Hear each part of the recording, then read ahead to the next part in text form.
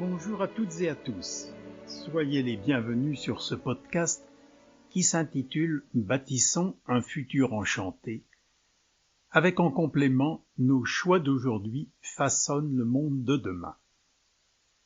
Nous vous précisons que cet entretien, comme tous ses prédécesseurs, est consultable sur le site imagezemo.fr et nous conseillons vivement aux personnes intéressées par le sujet de lire l'article écrit si elles veulent avoir accès au lien Internet.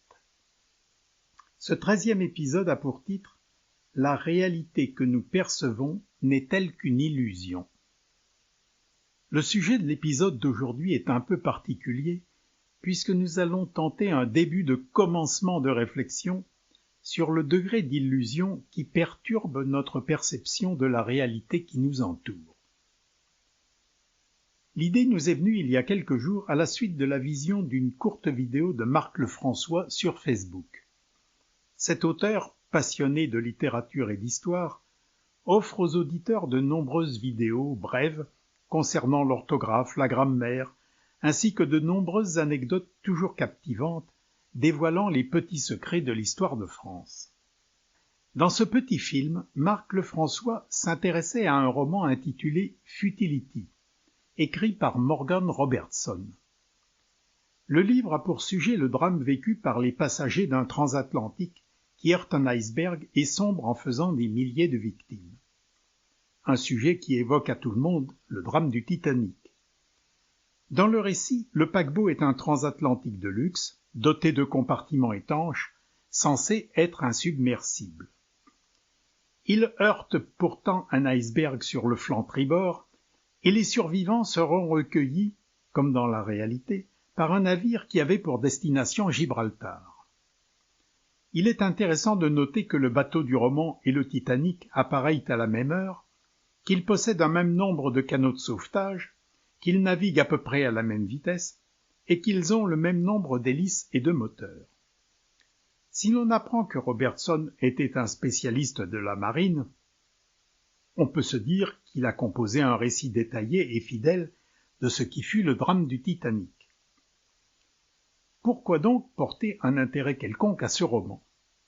Tout simplement parce qu'il a été écrit en 1898, soit 14 ans avant le naufrage du Titanic, ce qui d'ailleurs a poussé les influenceurs de l'époque à renommer l'ouvrage « Le naufrage du Titan » dans les années suivant la catastrophe. Les cerveaux matérialistes ne verront dans tout cela qu'un amas de coïncidences, ce qui est une hypothèse tout à fait recevable. Les esprits que l'on nomme aujourd'hui complotistes insinueront que l'auteur a peut-être couché sur le papier un drame prémonitoire, d'autant plus qu'il prétendait écrire sous l'influence d'une voix. Nous ne saurons jamais quelle est la vérité, mais cela importe peu. Cette anecdote n'a pour but que d'entr'ouvrir une porte sur le mystère des dimensions de l'univers que nous ne percevons pas, et qui, pour nombre d'entre nous, n'existent tout simplement pas puisque leurs composantes échappent à nos sens. Nous pourrions bien sûr explorer le domaine des contacts avec les défunts, sujet qui a donné naissance à d'innombrables ouvrages plus ou moins fantaisistes. Pour les personnes qui sont intéressées par le sujet, nous n'en citerons qu'un seul, écrit par le père François Brune, et intitulé « Les morts nous parlent ». Il y expose un historique détaillé très intéressant des premières recherches dans l'enregistrement des voix d'outre-tombe et présente des centaines d'exemples de communication entre notre monde et celui qui nous est invisible. Mais dans cet épisode, nous aborderons de manière plus spécifique les mystères qui concernent le temps. C'est un sujet qui passionne aujourd'hui nombre de scientifiques. Nous n'en citerons que deux. Le premier est Philippe Guillemant, ingénieur physicien français, diplômé de l'École centrale de Paris et de l'Institut de physique du Globe, qui mène aujourd'hui, je cite, une recherche en physique de l'information qui vise à réviser notre conception de l'espace-temps. Le second est Carlo Rovelli, professeur à l'université d'Aix-Marseille, créateur d'une théorie nommée gravité quantique à boucle. Certains de ses ouvrages sont très abordables et captivants, en particulier « Et si le temps n'existait pas ?» La manière dont nous concevons le temps est, pour l'immense majorité d'entre nous, simple et linéaire. C'est une sorte de long ruban sur lequel nous voguons depuis un point d'arrivée sur Terre, notre naissance, jusqu'à un point de départ, notre disparition de ce monde. Cette façon d'exprimer les faits est d'ailleurs paradoxale, puisque, contrairement à un voyage en train qui commence avec un départ et se termine avec une arrivée à la gare suivante, notre vie débute par une arrivée et se clôt par un départ. Mais il s'agit là d'un chipotage anecdotique. On entend souvent dire que le temps s'écoule, soit trop vite, soit trop lentement. Étienne Klein, philosophe des sciences, dont nous vous recommandons vivement les vidéos, toujours passionnantes, explique dans l'une d'elles qu'il est aberrant de dire que le temps s'écoule. Pour la simple raison que, à l'opposé d'une rivière que l'on dit couler par rapport aux deux rives de son lit qui demeurent immobiles, il est impossible de découvrir le lit fixe dans lequel on pourrait dire que le temps s'écoule.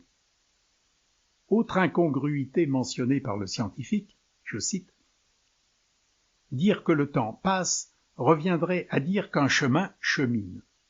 Tout comme un chemin permet à des promeneurs de cheminer, le temps permet à la réalité de passer. » Fin de citation. Chacun d'entre nous a conscience de l'élasticité du temps qui est perçue par notre cerveau. Sans parler de notre sommeil qui malmène les durées de façon radicale, nous avons tous conscience que notre notion du temps est très différente si nous sommes absorbés par une tâche captivante ou si nous nous ennuyons. Mais nous nous arrêtons souvent à ces quelques distorsions expérimentées chaque jour, sans éprouver le besoin d'explorer plus loin les particularités de ce temps insaisissable. Depuis quelques années, nous entendons parler des multivers. Comme le précise un article du National Geographic, je cite, « L'humanité imagine les réalités alternatives depuis bien longtemps. En 1848, Edgar Allan Poe a même écrit un poème en prose dans lequel il imaginait l'existence d'une succession illimitée d'univers. » Fin de citation. Mais c'est vraiment depuis une soixantaine d'années que le sujet est exploré à travers différentes théories scientifiques. L'article du National Geographic poursuit, je cite, « Un autre type de multivers convaincant est celui de la théorie des mondes multiples de la mécanique quantique, Many Worlds en anglais, qui décrit le comportement de la matière par les mathématiques. Proposée par le physicien Hugh Everett en 1957, l'interprétation des mondes multiples théorise la présence de lignes temporelles ramifiées ou réalités alternatives dans lesquelles les conséquences de nos décisions sont différentes, ayant donc parfois des issues très différentes. Hugh Everett nous dit qu'il existe en réalité un nombre infini de terres parallèles, et que lorsqu'on réalise une expérience et que l'on obtient des probabilités, tout ce que cela prouve, c'est que nous vivons sur la Terre où telle était l'issue de cette expérience, explique le physicien James Kakalios de l'Université du Minnesota, qui a écrit sur la physique des super-héros. Mais sur d'autres terres, l'issue est différente. Selon cette interprétation, d'autres versions de nous pourraient être en train de vivre les nombreuses vies alternatives que nous aurions pu mener si nous avions pris des décisions différentes. Mais la seule réalité que nous pouvons percevoir est celle dans laquelle nous vivons. Fin de citation. Nous arrivons ici dans la théorie d'univers à entrées multiples qui était développée à partir de 2009 dans la passionnante série américaine Fringe. Pour en revenir à l'illusion que le temps est une donnée solide et fiable, penchons-nous sur deux expériences qui mettent à mal sa stabilité supposée. La première est assez connue. Vous en trouverez la description sur la page Wikipédia intitulée « Les fantômes du Trianon ». Nous vous en livrons un résumé. Je cite. Venue à Paris proposer à Eleanor Jourdain, diplômée d'un collège féminin d'Oxford, de devenir son adjointe, Anne Moberly, fille d'un ancien directeur du Winchester College, profite de son bref séjour pour visiter Versailles avec elle. Nous sommes le 10 août 1901. Il fait chaud et orageux. Elles se perdent en cherchant le petit Trianon et commencent à se sentir oppressées, mais aucune ne fait part de son sentiment à sa compagne. Elles aperçoivent sur le bord du chemin 2 hommes portant un long manteau et un tricorne, bêches à la main, qui leur indiquent le chemin. Des jardiniers, pense-t-elle. Arrivée près d'un cottage, Éléanore Jourdain remarque à l'intérieur une très jeune fille, d'environ 12 à 13 ans, et une femme. Toutes 2 portent un costume suranné. Enfin, elles arrivent à un pavillon chinois qu'elles prennent pour le temple de l'amour. L'atmosphère devient de plus en plus pénible. Annie, en particulier, se sent prise d'angoisse lorsqu'un homme assis au pied du pavillon tourne vers elle un visage menaçant et vérolé. C'est alors qu'un autre homme grand et beau, cheveux bouclés sous un chapeau à large bord, passe en coup de vent enveloppé dans une cape noire. Il s'arrête et leur serre un laïus dont elles ne comprennent qu'une chose: il faut tourner à droite. Les visiteuses arrivent près d'une petite maison au volet clos. Sur la pelouse, Annie voit une femme en train de dessiner, portant une robe de style particulier, un fichu vert et un chapeau blanc. La femme lève la tête et de nouveau Annie ressent une impression désagréable. Les 2 femmes arrivent à la hauteur de la maison suivante. Une porte s'ouvre, en sort un jeune homme qui leur donne l'impression d'être un serviteur.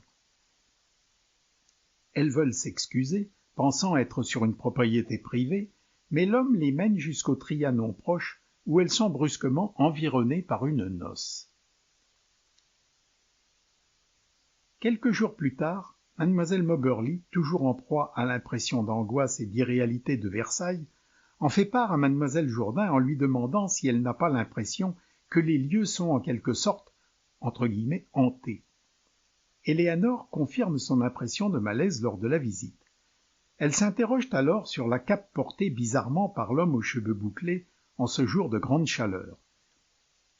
Son attitude, son air amusé leur semblent maintenant étranges et non naturels. Mais c'est seulement en novembre, lorsqu'Éléanore Jourdain se rend à Oxford, où Annie a depuis 3 mois repris ses fonctions de directrice, qu'elles discutent plus longuement de leur expérience. Le fait que seule Éléanore ait vu la femme et la petite fille, et que seule Annie ait vu la dessinatrice, les trouble. Mademoiselle Moberly, justement, a vu un portrait de Marie-Antoinette par Wertmüller. La reine lui a paru étrangement ressemblante, pour le visage et les vêtements, à la femme de la pelouse. Elle se renseigne auprès d'une Française qui confirme que des rumeurs courent depuis longtemps sur la présence du fantôme de Marie-Antoinette à Versailles. Mademoiselle Jourdain retourne seule à Versailles en 1902. Les lieux lui semblent différents. Elle apprend que Marie-Antoinette se trouvait au Petit Trianon le 5 octobre 1789, lorsqu'on lui annonça la marche du peuple vers Versailles. Le 2 janvier, elle a encore des perceptions étranges, dont celle d'une musique qu'elle essaie de se remémorer pour la faire identifier. On lui assure qu'il s'agit d'un style des années 1780. Elle visite encore une fois la zone du Petit Trianon en 1904. Au cours de leurs recherches, elle pense se rappeler la présence d'une charrue qui n'existait pas en 1901, de même qu'un pont qu'elles avaient franchi et qui a disparu. Elle découvre que les jardiniers portaient un costume similaire à celui des gardes suisses de la reine, et que la porte d'où est sorti le serviteur est condamnée depuis longtemps. Elles identifient l'homme au visage vérolé comme étant le comte de Vaudreuil. La seconde expérience, beaucoup moins connue, est relatée par Raymond Bernard sous le titre « Le bossu d'Amsterdam » dans son ouvrage « Rencontre avec l'insolite ». Au cours de l'un de ses nombreux voyages, ce grand maître rosicrucien avait rencontré aux Pays-Bas un homme traumatisé par l'expérience qu'il avait vécue quelques années auparavant et dont il cherchait toujours à comprendre le sens.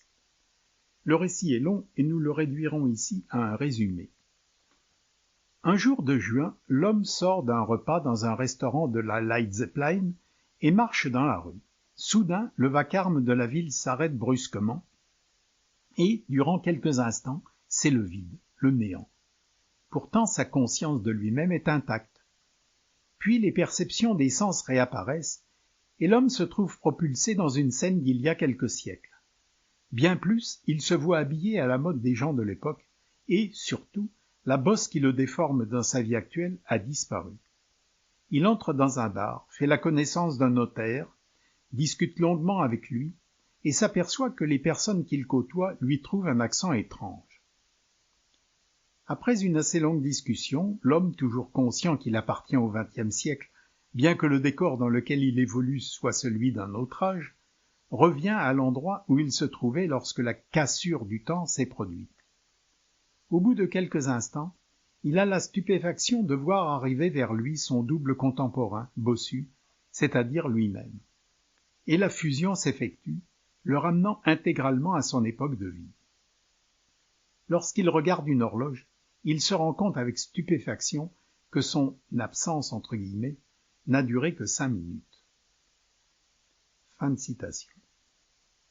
Il est facile de concevoir qu'une expérience de cette intensité marque profondément le sujet qui l'a vécu et le pousse à chercher des explications sur un phénomène aussi insolite. Notons qu'un récit de ce genre est le sujet d'une nouvelle qui s'intitule « Une seconde d'éternité », écrite par l'auteur du célèbre roman Rebecca, Daphné du Maurier. La nouvelle sera adaptée en téléfilm en 1977 par Gérard Chouchan. Le bossu demande donc à Raymond Bernard s'il lui est possible d'expliquer ce qui s'est passé durant ces instants de transfert dans un autre monde. Nous ne reproduirons pas ici la totalité de l'exposé, assez complexe, mais seulement un résumé. Il nous est possible en revanche d'en envoyer l'intégralité aux personnes qui seraient intéressées. Il suffit de nous envoyer un mail à l'adresse suivante contact@imagezemo.fr. Je vous propose quelques extraits de ce qu'explicite Raymond Bernard. Je cite. « L'univers, dans sa réalité, est ainsi une chose accomplie et parfaite qui n'évolue pas. Maintenant, vu d'en bas, c'est-à-dire d'après notre conception humaine, l'univers semble en évolution. Mais ce n'est pas l'univers qui évolue, c'est notre compréhension de l'univers. Et ainsi, pour nous, tout est bien, entre guillemets, en perpétuel devenir. Il n'y a pas de séparation entre les plans, leurs vibrations sont mêlées les unes avec les autres, or ce sont les vibrations, leurs fréquences, qui distinguent un plan d'un autre. Toutes les vibrations d'un même plan forment la nature, les caractéristiques, si vous préférez, de ce plan. Le plan physique, par exemple, tel qu'il nous apparaît, n'est pas autre chose qu'une masse vibratoire de fréquences collectives uniques que notre perception unifie et rend compacte pour notre conscience. Le monde existe au dehors de nous, mais nous ne le voyons pas tel qu'il est. Nous le voyons tel que nous devons le voir pour l'accomplissement de notre fonction humaine. Et il en est de même pour les autres plans dits parallèles, avec leurs particularités, leur vie propre et leurs activités distinctes. Voici une hypothèse qui peut vous aider à pressentir la vérité à ce sujet. Imaginez la création sous la forme d'une immense horloge qui, au lieu de désigner les heures, donnerait ce que nous appelons des époques. Midi serait l'an 1 de la création, minuit serait l'an 2000. De midi à minuit, l'horloge marquerait chaque étape de chaque année comprise entre 1 et 2000.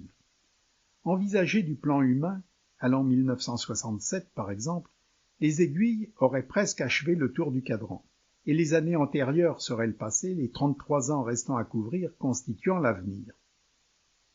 Cependant, considérées du niveau de la réalité, les aiguilles qui marquent le temps pour la connaissance humaine n'auraient aucune existence réelle. Elles ne seraient que pour l'homme et sa perception illusoire. Par contre, à ce niveau, chaque période existerait de façon simultanée avec toutes les autres.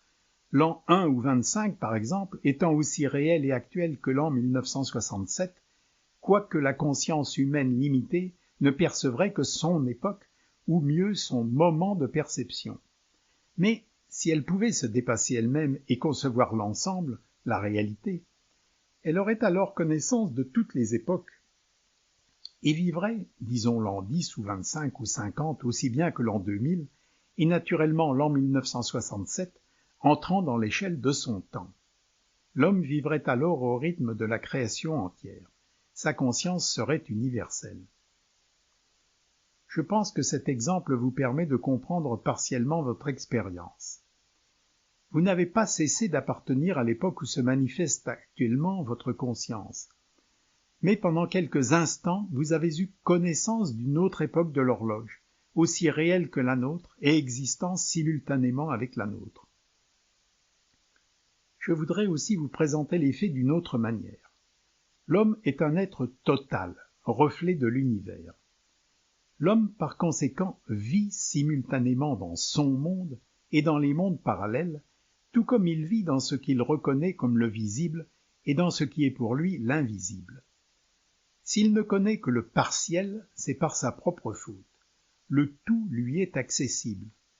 Mais ce rêveur taxe de surnaturel ce qui dépasse son entendement limité et, dans le connais-toi toi-même, il n'accepte de considérer que son écorce physique en lui attribuant une réalité qu'elle est loin de posséder.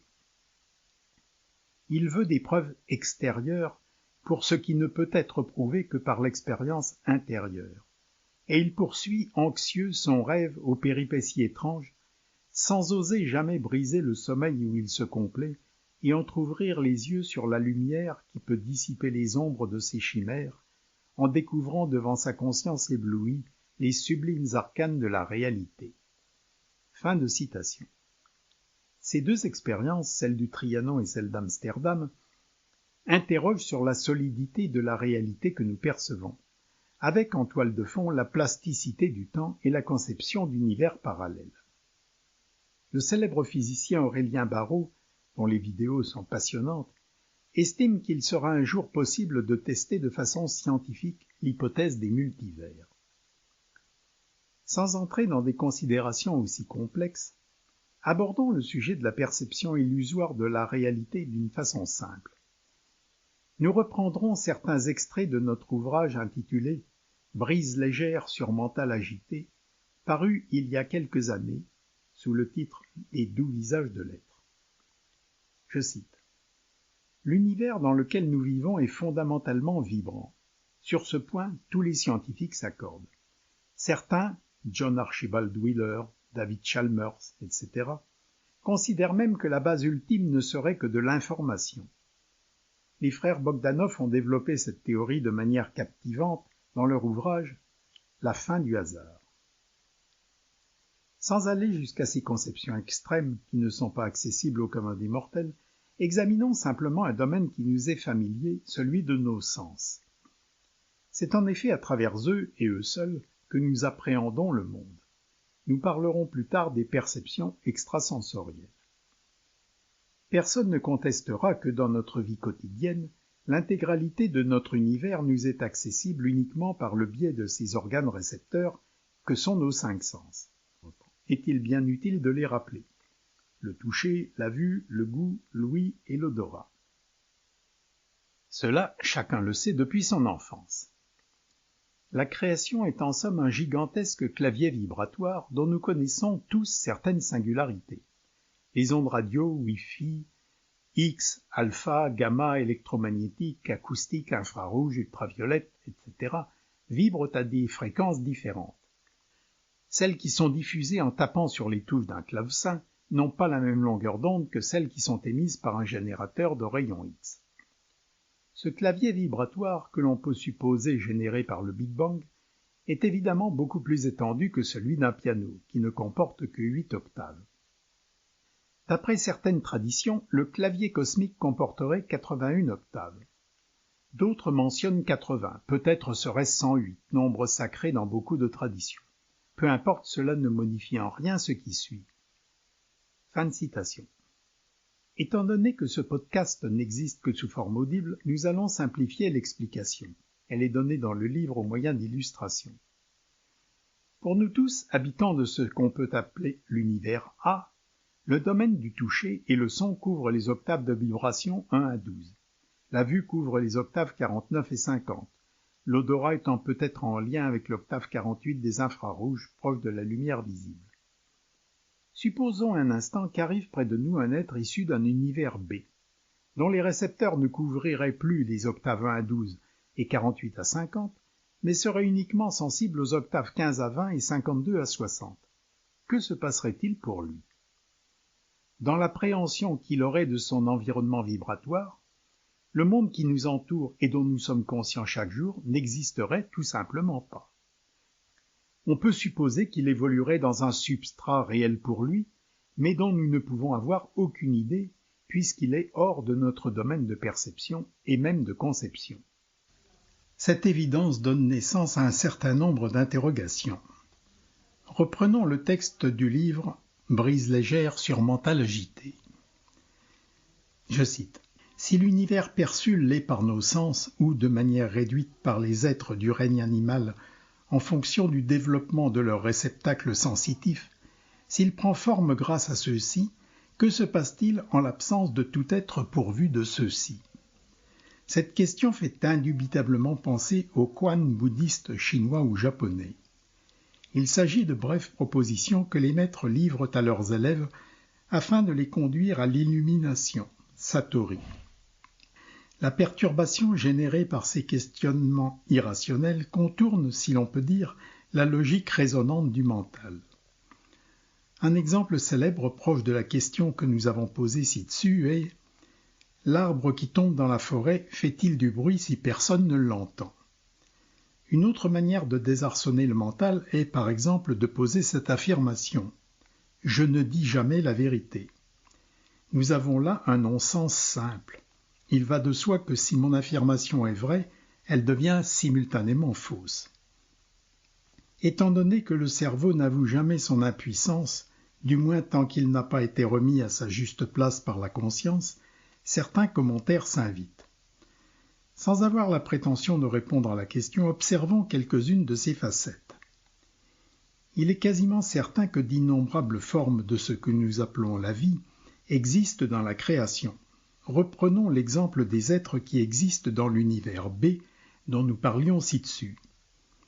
Les perceptions qu'ils ont de leur monde sont en harmonie avec les vibrations des octaves 15 à 20 et 52 à 60.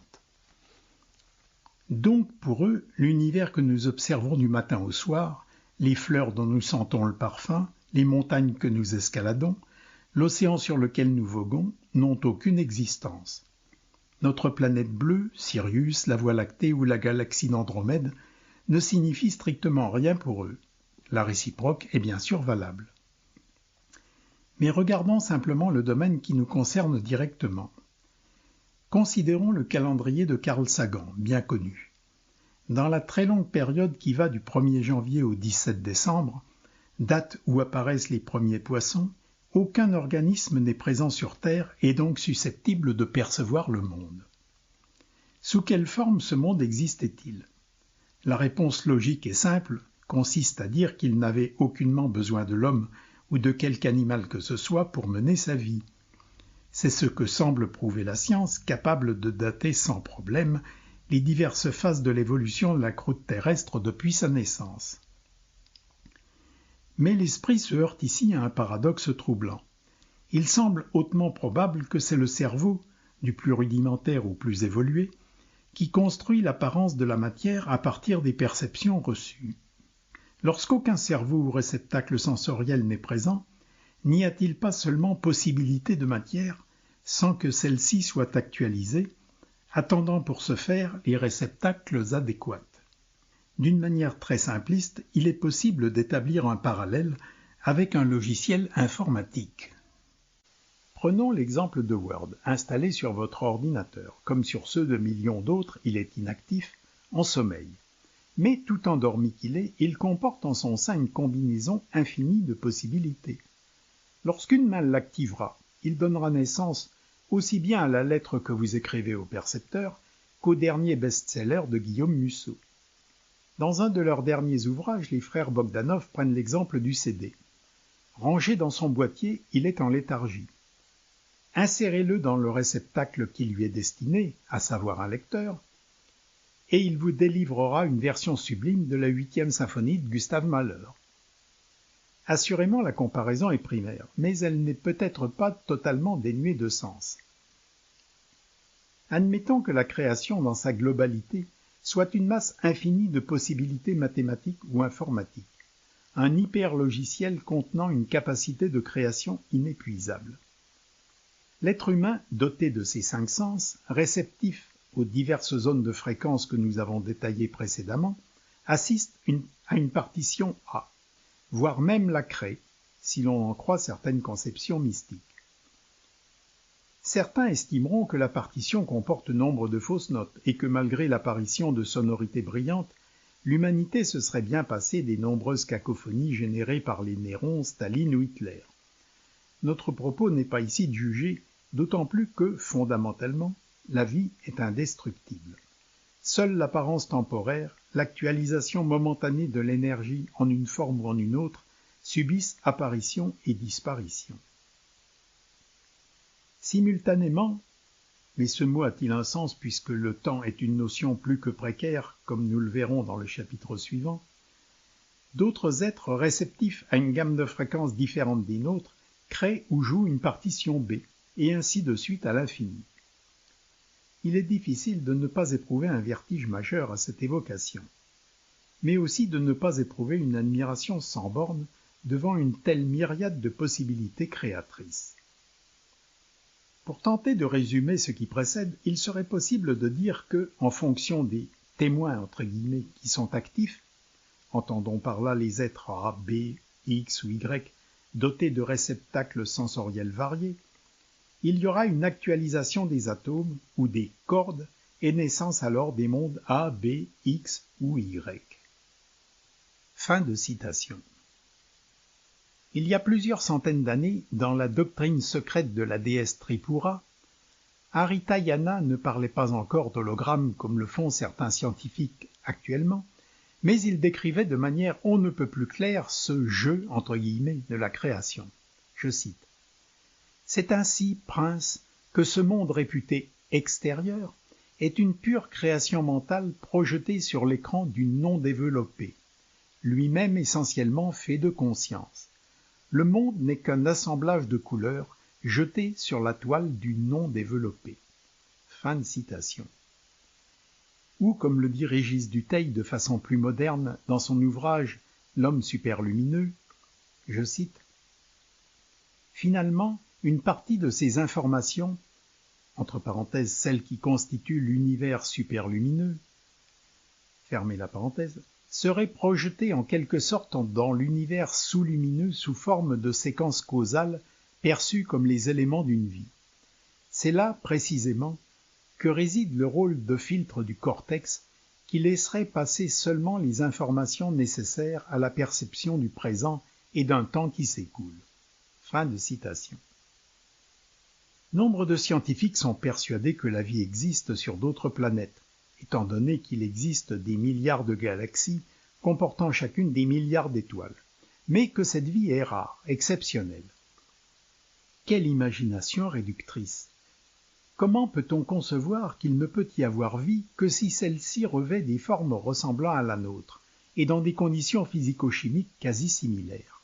Cette limitation conceptuelle est déjà mise à mal par les milliers de contacts établis avec les défunts.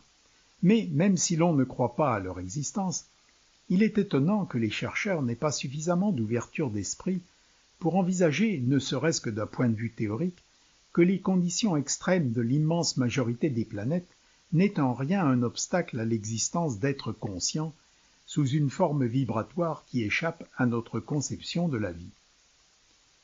Toutes ces considérations procurent un certain vertige pour la simple raison que nous sommes incapables, aussi performants que soit notre cerveau, de donner un sens structurel à des mondes qui échappent à notre perception et à notre compréhension.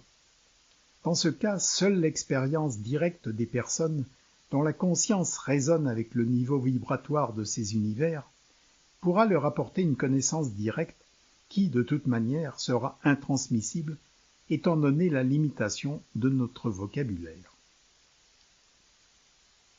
Nous espérons que ces quelques considérations auront éveillé votre curiosité et nous vous donnons rendez-vous prochainement pour un nouveau sujet. Très bonne journée à toutes et à tous.